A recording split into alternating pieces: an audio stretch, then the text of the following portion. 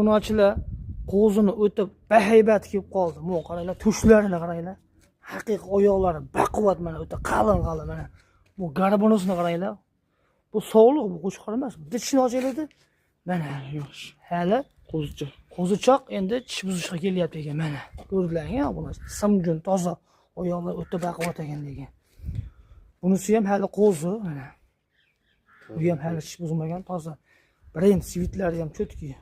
Yana bunisilar bor bunda ham cho'tki mana. Qiziqqanlar telefon qilaverasizlar, narxi ham yengil bo'ladi. Sog'liq bunda xolasa. Bo'g'oz emasligi gumon. Endi bo'g'oz deb kelgan. Chunki bo'g'oz qo'ylar ichida kelgan bu. Xudo xolasa oshmagan qo'y qolmadi o'zi. Obunachilar narxiga kelsak, metrlab qo'ydi bitta. Obunachilar yerdan balandlikni o'zlari mana ko'rib olasizlar mana. Hali qo'zi endi tish buzishga kelib qolgan. Mana bunisini ham yerdan balandligi mana yerdan. O'zlari ko'rib olasizlar. Narxiga kelsak, obunachilar 7,5 million so'mga ketaveradi bunisi.